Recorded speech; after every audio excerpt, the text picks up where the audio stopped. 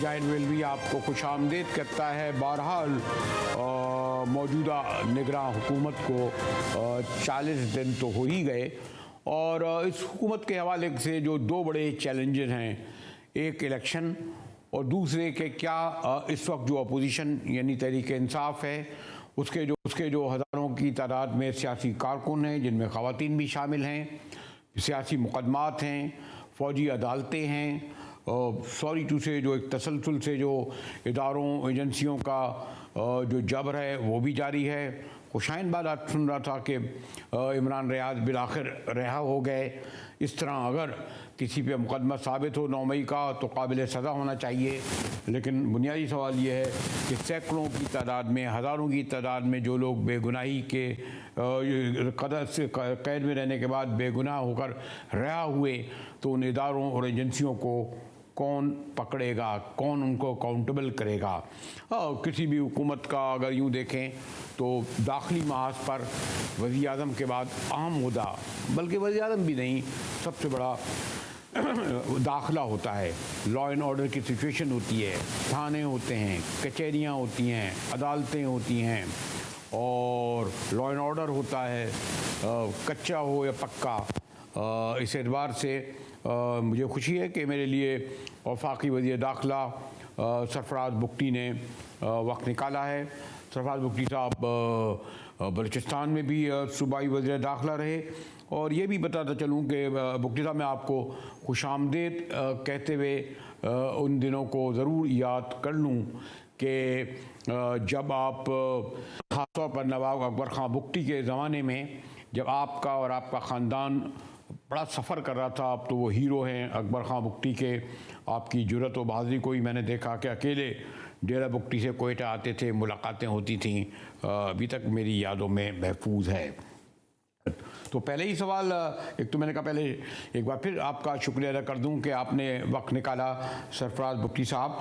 ये कहा जा रहा है कि निगरान हुकूमत जो है वो साबिका हुकूमत का तसलसल है और उसकी एक हकीकत ये है कि जो लीडर अपोजिशन थे वो भी नून लीग में ही थे और नून लीग में बाकायदा शामिल भी हो गए। तो आप नून लीग की निगरान हुकूमत उनकी नॉमिनेट ही नहीं बल्कि उनकी पॉलिसियों को तसलसल से चला रही है। ख़ास तौर पर दाखिला महाज में जो पॉलिटिकल लापता अफराद हों, सियासी कैदी हों, मुकदमात हों, इस हवाले से ये समझा जा रहा है। मोहतरम सरफराज बुगटी साहब। देखिए बरेलवी साहब, आप इतने सीनियर जर्नलिस्ट हैं, आपको तो पता है कि कॉन्स्टिट्यूशन के तहत एक ओथ होता है। उस ओथ को लेके जब बंदा आता है तो उसमें तो फिर वो ओथ में इट इज़ वेरी क्लियर। मेरा नहीं ख्याल कि कोई कॉन्टिन्यूटी वाली बात है। ये ज़रूर है कि जो लिमिटेड टाइम होता है, लिमिटेड सा मैंडेट होता है, उसमें बाज़ार कोशिश होती है कि जो एग्जिस्टिंग पॉलिसीज़ हैं उनको थोड़ा बहुत कंटिन्यू करके और जहाँ बेहतरी ला सकते हैं वहाँ बेहतरी ले आए और फिर जो इलेक्टेड गवर्नमेंट आए उसके हवाले कर दें।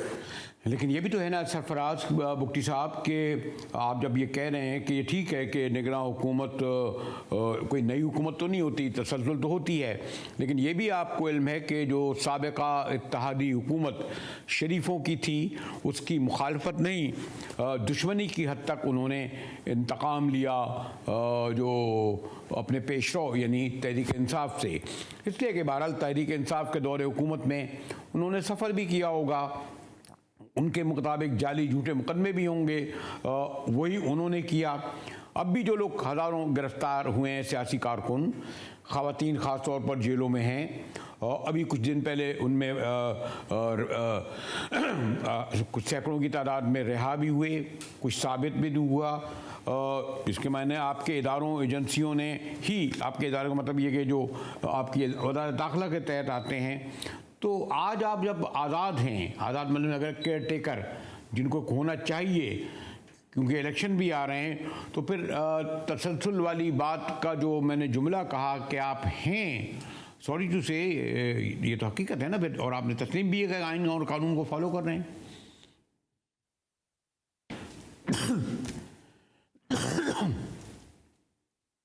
जी सरफराज। मुजाहिद साहब, आप शायद समझे नहीं है मैंने आपको क्या कहा है। मैंने ये कहा है कि जो पॉलिसी होती है, कोशिश होती है कि उसकी कंटिन्यूटी हो, जो अच्छी पॉलिसीज़ होती हैं, और जहाँ पर बेहतरी की गुंजाइश होती है वहाँ पर बेहतरी करेंगे। बात इतनी है कि जहाँ तक अब आप इंटीरियर की बात कर रहे हैं, या आपने कोई जिक्र किया है कि जिस तरह नून लीग वालों का इंतकाम था शायद पीटीआई के साथ, तो इसी तरह पीटीआई ने अपने दौरे हुकूमत में नून के साथ वो इंतकाम रवा रखा। हमारा किसी से कोई इंतकाम नहीं है, हमारी किसी के साथ हम कोई पार्टी नहीं है। हम कानून के मुताबिक, आइन के मुताबिक जो डेली चीज़ें, जो डेली हैपनिंग्स हो रही हैं, हम उनको ज़रूर हैंडल करेंगे। हाँ, 9 मई जो है वो मेरा मसला ज़रूर है। वो 9 मई मेरा मसला इसलिए है कि उस वक्त, उस दिन स्टेट को हमला किया गया, उस दिन स्टेट की न्यूक्लियस पे हमला किया गया, तो वो मेरा प्रॉब्लम ज़रूर है। बाकी मेरा पॉलिटिकल डिफरेंसेस ना किसी से थे और ना है, ना उसको सोच के हम कोई फैसला यहाँ पर करते हैं। नहीं, 9 मई का वाकया को चलें उसी को सामने रख लेते हैं, और बाकी जिन्होंने फौजी तनसीबात पर जहाँ जहाँ हमले किए वो काबिल मजम्मत भी हैं, आपने उन्हें पकड़े भी है, उन्हें आप सज़ा भी देना चाहिए। लेकिन 4 माह बाद भी उनको कहाँ चार्जशीट दी गई, उनको कहाँ अदालत में जो है आप उन पर मुकदमात लेकर आ सके, आपने कहाँ कोई ट्रिब्यूनल बनाया, कोई कमीशन बनाया जिनको सज़ा दी हो। अब अभी उसके बाद बेशुमार सियासी कारकुन जो तहरीक इंसाफ के थे वो रिहा हुए, क्यों कहते हैं झूठे मुकदमे हैं। कल की बात है कि जो 9 लोग रिहा हुए हैं, जिन 2 खवातीन हैं, ये साबित हुआ कि वो थी नहीं। इसीलिए मैं आपसे कहूँगा कि वज़ीर दाखिला की हैसियत से क्या आप ओवरऑल 9 मई के वाक़े साने के ज़िम्मेदारों को जहाँ सज़ा देंगे, वहाँ बेगुनाह हैं, उनको रहा करने के लिए भी तो आपकी जिम्मेदारी होगी।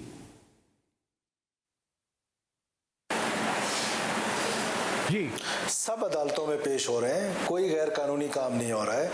जो एक्ट है, अगर आर्मी इंस्टॉलेशंस पे हमला होगा तो उसकी ट्रायल भी आर्मी कोर्ट्स ही करेंगे, उसके ट्रायल भी मिलिट्री कोर्ट्स ही करेंगे। यही आपका कानून कहता है, यही कानून आपकी पार्लियामेंट ने पास किया है। तो जो आपका पार्लियामेंट कहेगा, जो आपका कानून कहेगा, कानून के मुताबिक लोगों को साथ डील किया जाएगा। किसी के साथ कोई ज्यादती बगैर कानून के नहीं की जाएगी। कानून के मुताबिक रह के निगरान हुकूमत अपना वक्त जो है वो निकालेगी। नहीं भुट्टी साहब, मैं आपका कानून ये कहता है कि यही आज आपके हमारे चीफ जस्टिस ऑफ पाकिस्तान कादी फायद ईसा कह चुके हैं 2015 में अपने एक फैसले में कि फ़ौजी अदालतें आइन के शिकनी हैं। वो कहते हैं पार्लियामेंट भी नहीं बना सकती फ़ौजी अदालतों को, ख़ास तौर पर सिविलियन के लिए। अब अगर हम, ठीक है, फ़ौजी अदालतों, जिन्होंने फ़ौजी तनसीबात पर हमले किए फ़ौजियों ने, उन्हें फ़ौजी कोर्टों में चलाएं, लेकिन अगर सिविलियन जो हैं उन पर तो सिविलियन इदारों में चले ना, तो फिर आपकी इदारे, आपके एजेंसियाँ किस बात की हैं? फ़ौज का तो वहाँ एक मेजर बैठा होगा, सबूत के लिए भी वो अपना हवालदार लाएगा, फिर आपके इदारे एजेंसियों का वहाँ कहाँ हैं? इसीलिए मेरा कहना था ना कि आप फौजियों पर, जिन्होंने अगर इसमें मुलव्विस हैं, तो वहाँ चले। सिविलियन पे आप फौजी अदालतों में इसलिए चलते हैं कि आइन शिकनी है, और जिस तरह के मैं कादी फायद ईसा साहब की एक रूलिंग की मिसाल दे रहा था। ये सिविलियन सोचे कि 9 मई का एक वाकया होता है, उसमें अकाउंटेबिलिटी स्टार्ट होती है मिलिट्री साइड से। वो पहले अपनी अकाउंटेबिलिटी कर लेते हैं और वो फिर दुनिया को दिखाते भी हैं कि हमने अकाउंटेबिलिटी की है। अब ये कानून मैंने तो बनाया नहीं है, ये कानून जिन्होंने बनाया है उन्होंने यही कानून बनाया है कि अगर मिलिट्री इंस्टॉलेशंस पे हमला होगा तो मिलिट्री कोर्ट उसका ट्रायल करेंगी। जब अगली पार्लियामेंट आएगी, वो अगर कानून चेंज करने का अख्तियार रखती है, वो जब चेंज कर लेंगे तो किसी और कोर्ट पे उनका ट्रायल हो। वफाकी वज़ीर-ए-आला मोहतरम सरफराज बुगटी से हमारी गुफ्तगू जारी है, और अभी इलेक्शन पे भी सवाल करना है, और बाकी भी अहम हसास सवालात हैं जो बुगटी साहब से करने हैं, मगर ब्रेक के बाद हमारे साथ रहिएगा।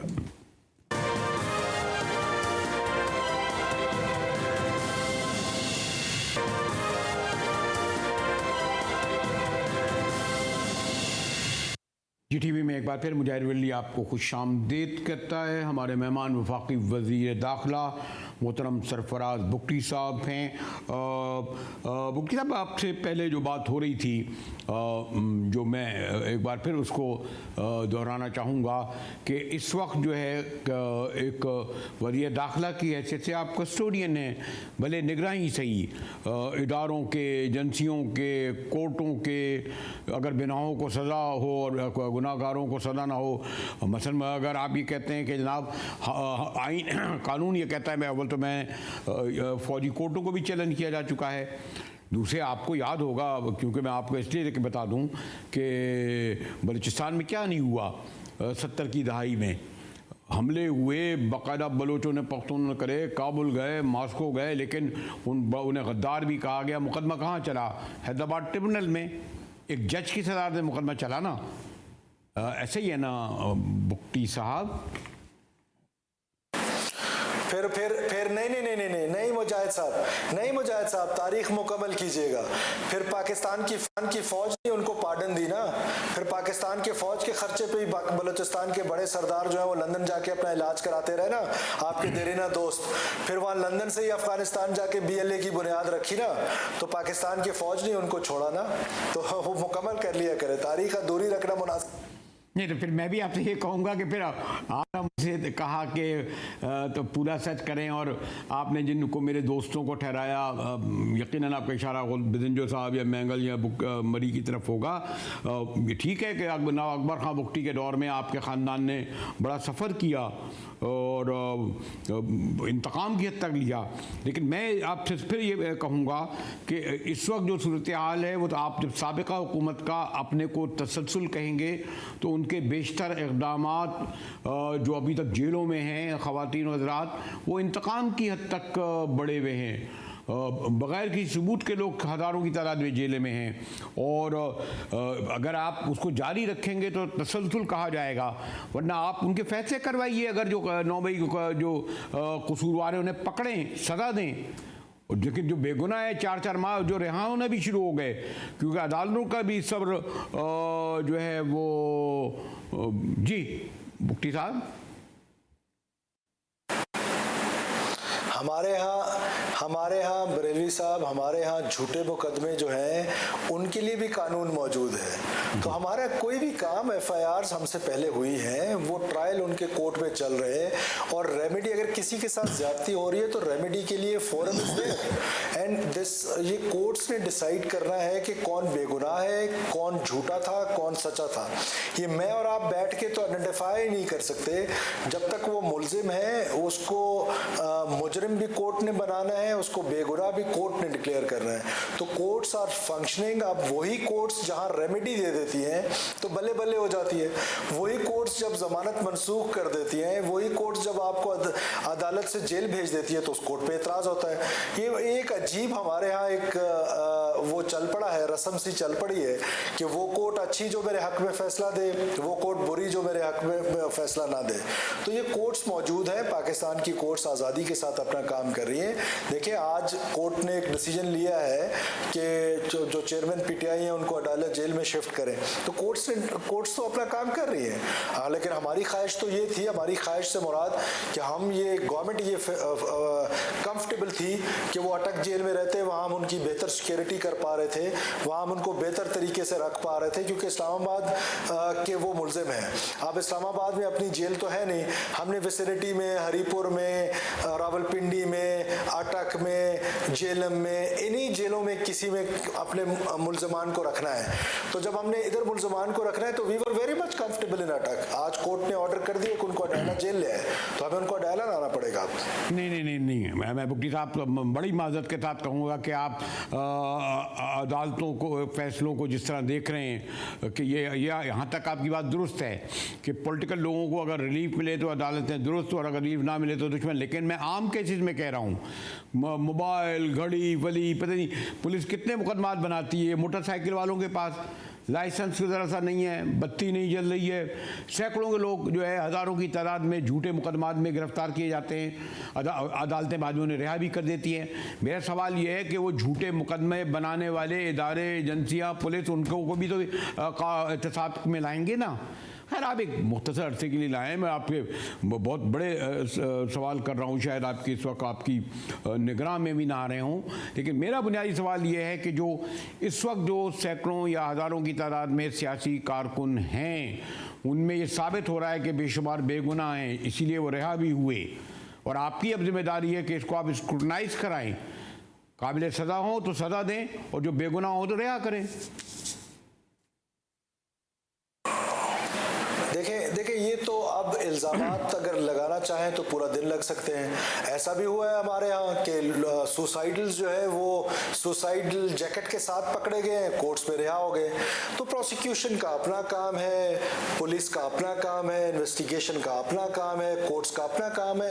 हर कोई अपने ऑर्बिट पे रह के काम कर रहा है और रोजमर्रा के जो मसाइल हैं वो हम देख रहे हैं। ऐसा करते हैं, समझता कि हमारी किसी के साथ कोई पर्सनल, ये बात सही है कि आप एक मुख्तसर के अरसे के लिए आए और मैं आपसे बहुत लॉन्ग टर्म कर रहा हूँ। चले, क्या ख्याल है, कुछ इलेक्शन पे आया जाए? वैसे हो भी रहे हैं या नहीं हो रहे हैं, खैर ये भी एक बहुत बड़ा सवाल है। और आप लोग जो बहुत बड़ी जिम्मेदारी इदारों एजेंसियों पर होती है, पोलिंग स्टेशनों में हंगामा हो, डिब्बे उठा लिया जाए, तो थोड़ा इलेक्शन के बारे में बताएं ना बुक्टी साहब। हाँ देखें मुजाहिद साहब, हमारी कोई विश लिस्ट तो है नहीं, ना ये कुर्सी नहीं है, ना हमने ना आपने, हम तो सब एक दूसरे के साथ वो जो ना साझे रहे हैं बहुत सारी जगहों पर। तो कहने का मतलब है कि इलेक्शन कमीशन ने इसको अनाउंस करना है। अब इलेक्शन कमीशन को पाकिस्तान की पार्लियामेंट ने 2 कॉन्स्टिट्यूशनल काम बताए थे, लेकिन लोग अक्सर इसको मिस इंटरप्रेट कर रहे हैं और उसकी अपनी एक इंटरप्रिटेशन कर रहे हैं। क्या था वो? एक ये था कि आपने हल्का बंदियाँ करनी है। अब हल्का बंदियाँ जब होगा, मर्दमशुमारी होगी, जब सेंसस होगा, पाकिस्तान के कंसेंसस के साथ पाकिस्तान की पार्लियामेंट ने कहा कि आप पहले जो है वो डिलिमिटेशंस करें। अब डिलिमिटेशंस कॉन्स्टिट्यूशनल काम है, आप कॉन्स्टिट्यूशन कहता है कि आप पहले डिलिमिटेशंस करें, उसके बाद इलेक्शंस करें। दोनों कॉन्स्टिट्यूशन की रिक्वायरमेंट है और दोनों कॉन्स्टिट्यूशनल तरीके से हो रही हैं। तो मेरा ख्याल है कि अब जब इलेक्शन कमीशन ने कह भी दिया है कि वो जनवरी तक इलेक्शंस करा देंगे, तो मेरा ख्याल है कि अब ये टॉपिक जो है वो थोड़ा पुराना हो गया है। अब इससे आगे कोई डिबेट जनरेट करनी चाहिए। आ जाते हैं और वो है बुक्टी साहब नैब, क्या कहेंगे इस किरदार के बारे में?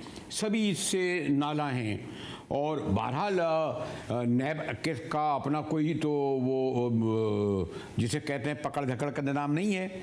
आपके FIA, आपके मतलब ये कि इदारे एजेंसियों के ज़रिए इन्हें पकड़ा धकड़ाया जाता रहता है। अब 1800 गालिबन केसेस खोले गए हैं।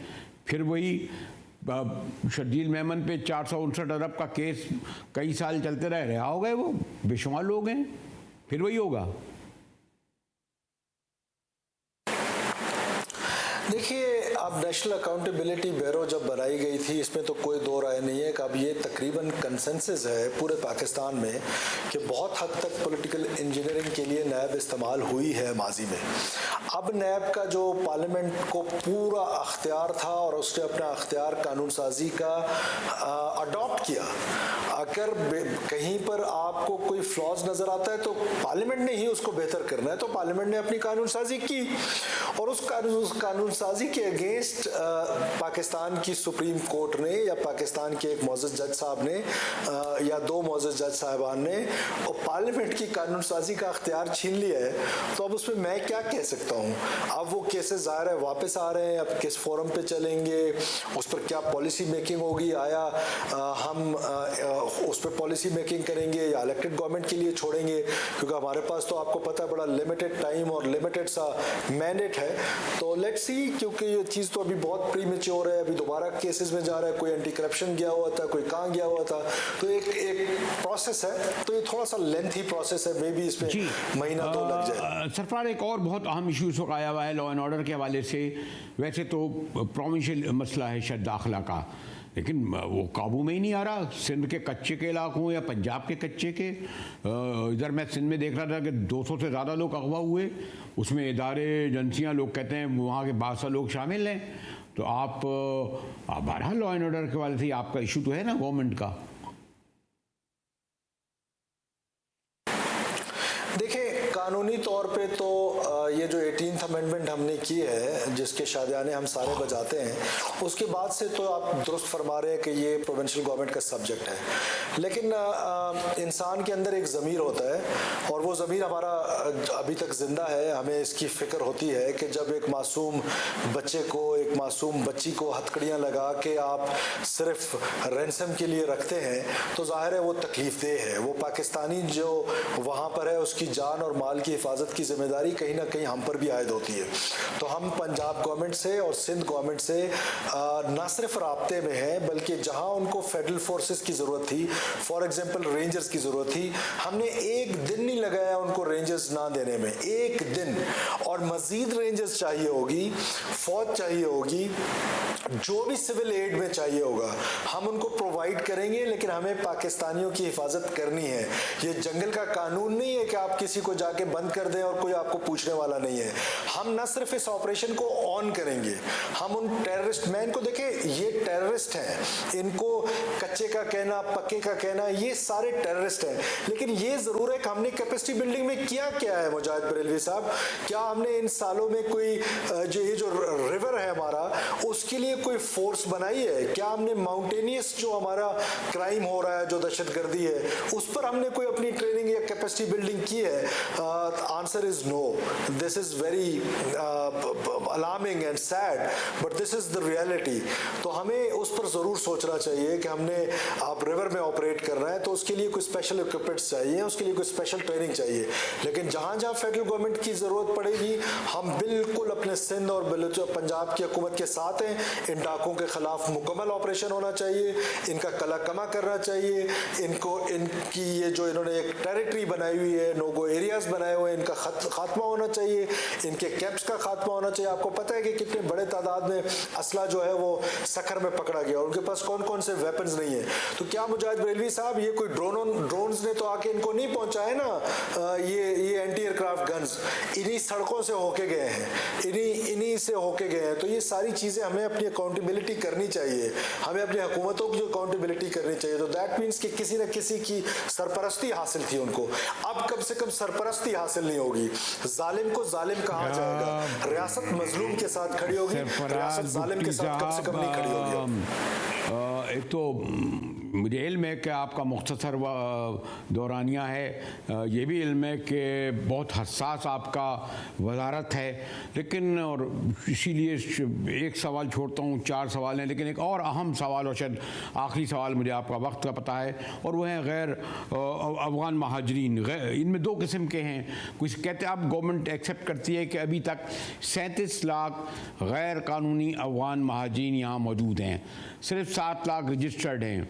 मैं कराची में जानता हूँ ये बेशुमार के आप देखें जराइम में मुलव्वस यही नाम नेहाद महाजरीन तो बेचारे मासूम भी होंगे, आम अफगान होंगे, मैं उनके नहीं कहता, उनके लिए भी कुछ सिलसिला बनाया जाए। लेकिन इतनी बड़ी तादाद में जब काबुली हुकूमत इतने हम पे हमले करती है, भाई आपका काबुल महफूज, अफगानिस्तान महफूज, तो अपने लोग क्यों नहीं लेते आप 40 लाख वापस? ईरान क्यों नहीं चले जाते आप? और भी ममालिक क्यों नहीं चले जाते, अड़ोस पड़ोस में उज़्बेकिस्तान वगैरह? तो ये एक बहुत बड़ा पाकिस्तान में जो बढ़ते हुए क्राइम का सबब गैर कानूनी अफगान महाजिर, मैं नहीं कहूँगा दहशतगर्द हैं।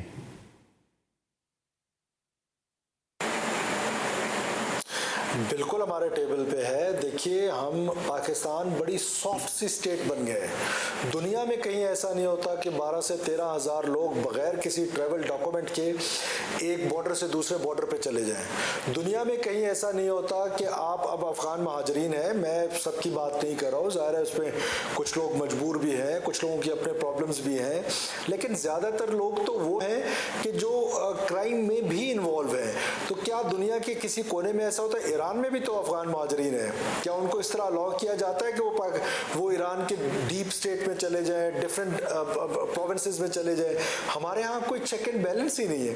तो हमने ये फैसला किया है कि हम रिपेट्रिएट करेंगे उन अफगानियों को जो इलीगल यहाँ पे रह रहे हैं, उन उन ममालिक, उस पर सिर्फ अफगानिस्तान के लोग नहीं हैं, और भी बहुत सारे ममालिक के लोग हैं। जो भी इलीगल इमिग्रेंट होगा उसके लिए हमने पॉलिसी बना दी है, उनको हम उनके ममालिक में वापस भेजेंगे। शुक्रिया सरफराज बुक्की साहब।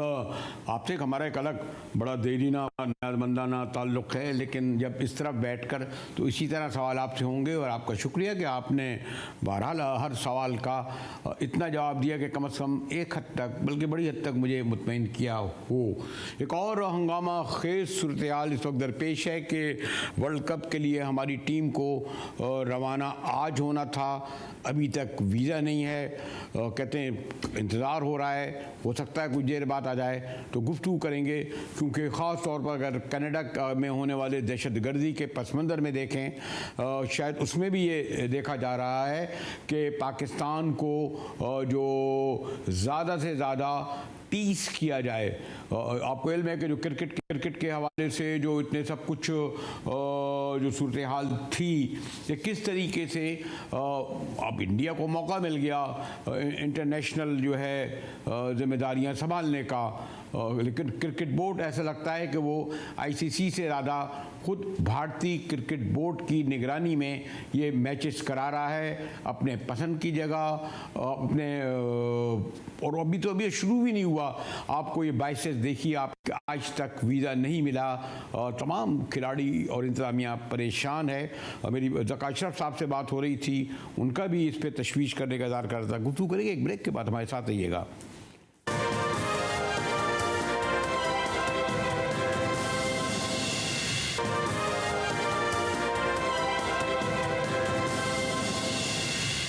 GTV में मुजाहिद वली आपको खुश आमदीद कहता है। और क्रिकेट के हवाले से बहरहाल हमारे मुसद्दका ज़राए के मुताबिक पाकिस्तानी क्रिकेट टीम को वीज़े मिल गए हैं।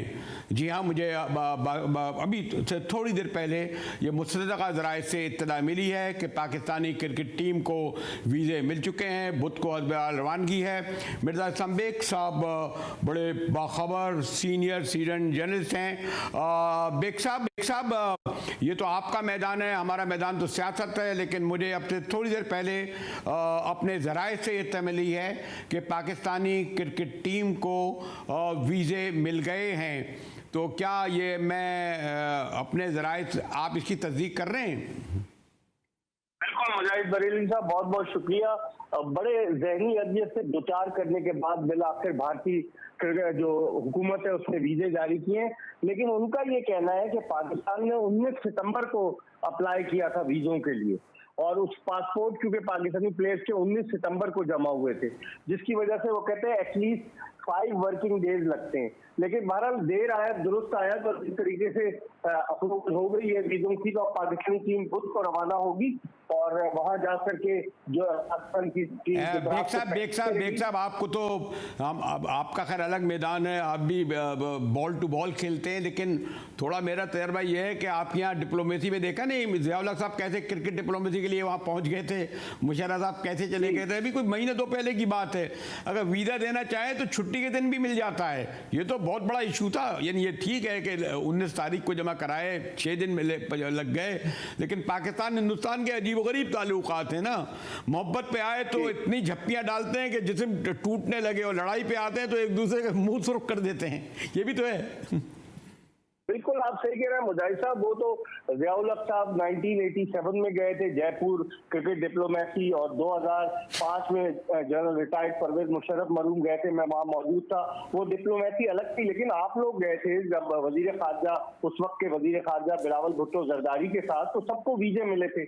लेकिन अब हमारी हुकूमत ने अपना दिल खोल कर अपने दरवाजे जो है वो कहा कि नहीं जी पाकिस्तानी टीम को जाना चाहिए। हालांकि भारत जो है वो ये कह रहा था कि नहीं जी हमारी टीम एशिया कप खेलने नहीं आएगी, लेकिन उसके बावजूद पाकिस्तान ने फराख दिली का मुजाहरा किया कि भारत जा रहा है। और उस तरह से तंग करना, मैं समझता हूँ कि ये एक सिफारती आदाब के भी मुनाफी है, क्योंकि आईसीसी ने गारंटी ली थी। लेकिन मैं बेग साहब मैंने कहा ना, मैं बहुत ही आपसे आपके बाद मेरे ख़ास ताल्लुक़ है, लेकिन क्यों ना जब ये हो गया है तो इस वक्त आपको पता है कि बड़ी आज वो आप देखें ना, इसराइल तक से ताल्लुकात बढ़ा रहे हैं। वो जो खाना काबा के वो हैं हमसे पूछे बगैर कर रहे हैं। ईरान सऊदी अरब हो गए, हम इस जंगों से दोनों मुल्कों के आवाम का नुकसान होता है, क्रिकेट का नुकसान होता है, लोगों का होता है। इनकी सियासत मोदी की अपनी जगह होती है, हुक्मरानों की। लेकिन अब अगर ये फैसला हो गया है तो आप जैसे लोग, क्योंकि आप लोगों को सुना जाता है, फॉलो किया जाता है, क्या इसको पॉजिटिव अंदाज में लेके चलेंगे? यकीनन मुझे इल्म है ऐसा नहीं है बेग साहब। लेकिन मुजाहिद साहब, देर आयत दुरुस्त आयत के मज़ाक, पाकिस्तान की टीम की एक अपनी वैल्यू है बैन अल-अक़वामी सतह पर। तो मैं समझ रहा हूँ कि पाकिस्तानी क्रिकेट टीम को जो है ना, जिस तरह से अब वीजा मिल गया है, तमाम चीजों को पत्थर डालकर अब पाकिस्तान को परफॉर्म करना है और भारत में खेल कर दिखाना है। 10 टीमें शरीक है, पाकिस्तान को सेमीफाइनल के लिए क्वालिफाई करना है। हमें अपनी टीम को नेक ख्वाहिशात के साथ जो है रुखसत करना चाहिए। ठीक है, जो हो गया तो हो गया, लेकिन अब पाकिस्तान के लिए एक चैलेंज है। पहला मैच हमारा 6 अक्टूबर को न्यूजीलैंड के खिलाफ है, दूसरा मैच 6 अक्टूबर को नेदरलैंड और दूसरा 10 अक्टूबर को न्यूजीलैंड। और जो अहम मैच है मुजाहिद बरेलवी साहब, वो 14 अक्टूबर को है गुजरात के नरेंद्र मोदी स्टेडियम में भारत के खिलाफ, जहां 1,32,000 तमाशाइयों के बैठने की गुंजाइश है और होटल्स का किराया वहां 4 गुना ज्यादा हो गया है। सारे टिकट फरोख्त हो चुके हैं। तो पाकिस्तान वहां जाए, परफॉर्म करे, ताकि उनको ये बताए कि हमारी टीम जो है। बेग साहब, आपसे थोड़ी देर पहले ही आपसे गुफ्तगू हो रही थी, 1 घंटे भर पहले, और अभी मैंने कहा ना, जैसे मुझे भी तस्दीक हुई और एक अच्छी खुशाइन बात है क्रिकेट के मैदान में, जो बहरहाल मैंने कहा दोनों मुल्कों के अवाम में तो कोई फ़र्क नहीं, हुकूमतों की अपनी मसलतें, अपने मफादात होते हैं। तो भारत जाने के लिए, पाकिस्तानी टीम के लिए तमाम दुआएं। क्रिकेट होती है जनाब, इसको इस तरह मत दीजिएगा, खुदा न करे इधर उधर हो जाए तो उन पर उनका वैसे ही इस्तकबाल कीजिएगा जैसा अभी तक करते आए हैं। इसी के साथ ही GTV से मुजाहिद विल को इजाज़त दीजिए।